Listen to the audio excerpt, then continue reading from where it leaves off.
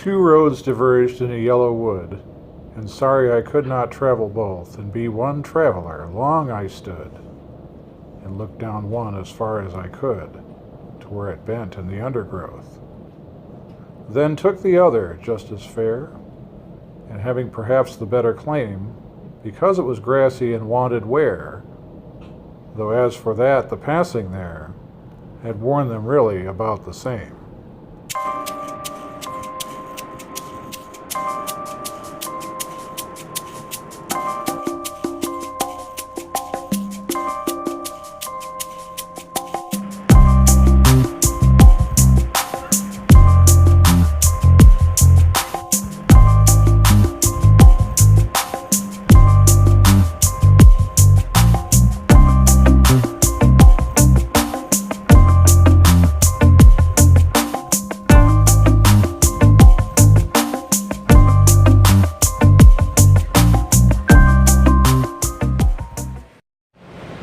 Before I met Jamie, I had come to Orlando on a business trip with my ex-wife now. I don't know the year. It was probably something like 2006. Unfortunately, according to my secret files, my computer was completely wiped out in 2007 at the time, and I was able to recover some of the data, but not the pictures from when I was here in Orlando. Now, being blissfully ignorant and being pretty well cooped up at the Gaylord for 3 or 4 days on this trip, I had no clue how close I was to something that's much more a part of my life now. With the Gaylord, to me it was, in retrospect, cheese, and it's interesting to visit it now, easily 10 years later. It was a good introduction to the idea of theming. Not theme park, but just theming, in this case, a resort. It did a very good job, I thought, of capturing, like, Florida. In fact, they have it broken out by sections as to what represents what. It's not in any way interactive, or at least at the time it wasn't interactive in the way that, say, Disney World is. But it's apples and oranges. So let's take a look around the Gaylord and see how things have changed and how they are these days.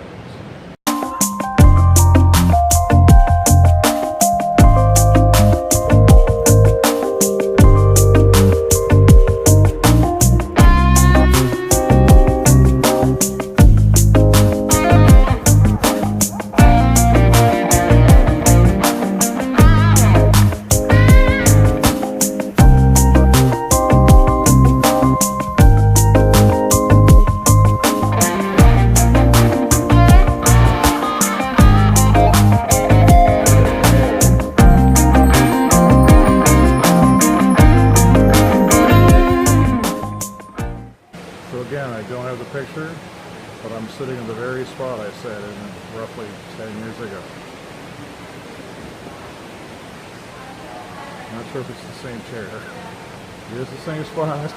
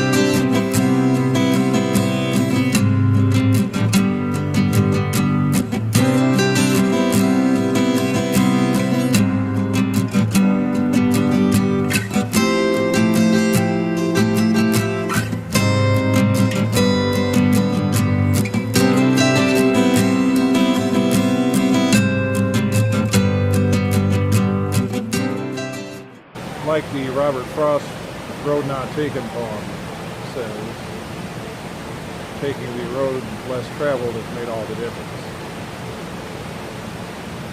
And apparently, from what I understand, having read about the poem, instead of just looking at the inspirational quote kind of things that appear on places like Pinterest and Facebook, Robert Frost actually meant it to be something satirical about a friend of his that could never actually make up his mind about what the best path was when they went on hikes together out in, say, the woods.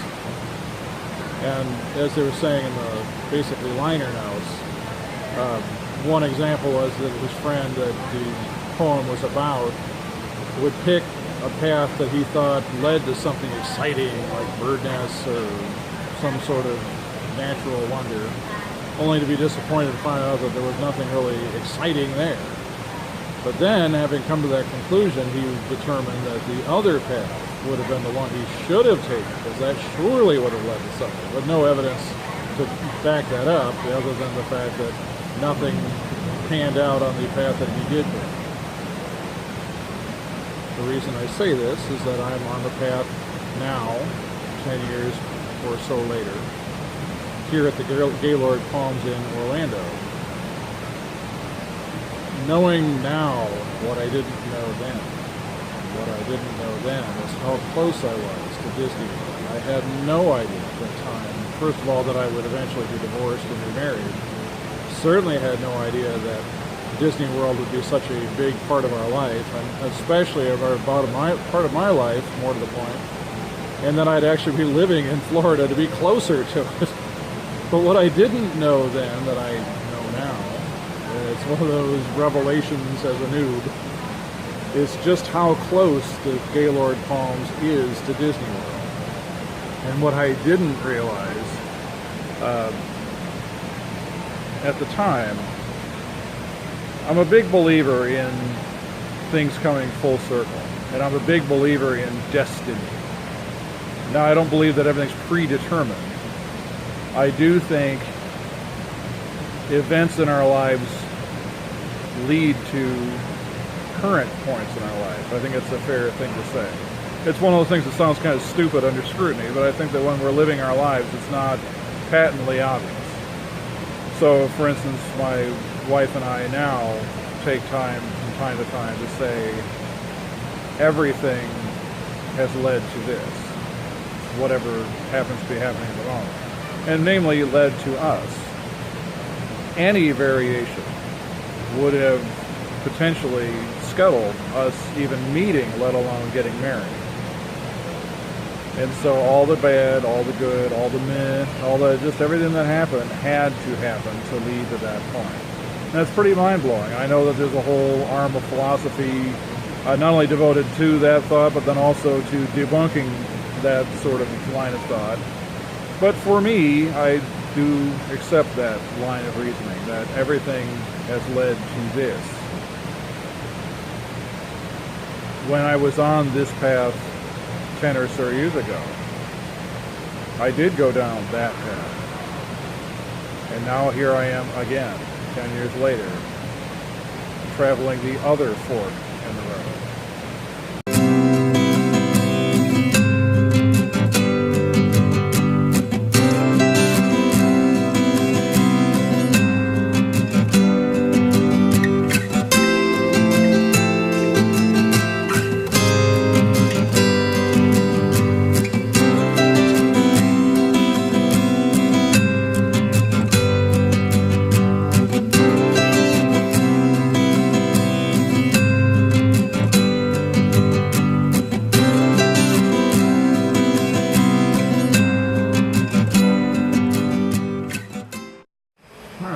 Gaylord has definitely made some changes in the last 10 years. This turtle and gator and snake exhibit was not here. They did not have real gators before. It used to just be like plastic, I don't want to say statues, but close. Hence why I said there was like a cheese factor to it. Now, wow, actual gators, that's pretty crazy. Yeah, I really have to say the theming's better now than it was then. I wish I had the photos to show how it used to look, but they've definitely made some improvements. It's not the same as staying in Disney property, that's for sure, however.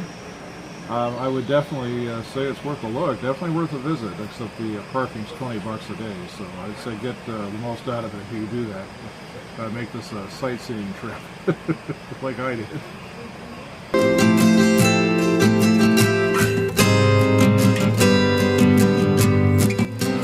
Disney did it.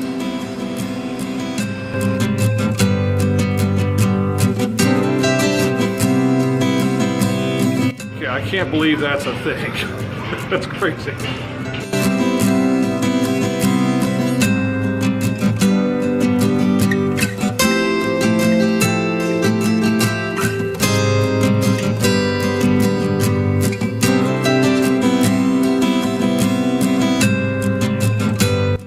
Guess I'll find Adam the Woo back there, huh?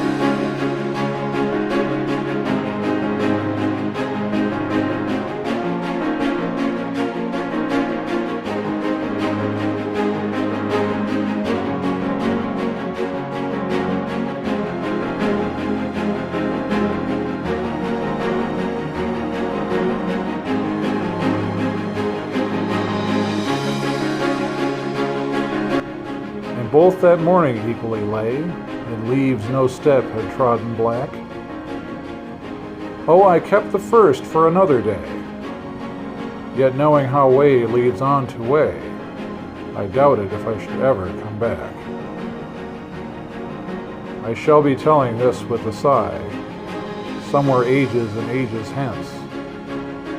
Two roads diverged in a wood, and I took the one less traveled by.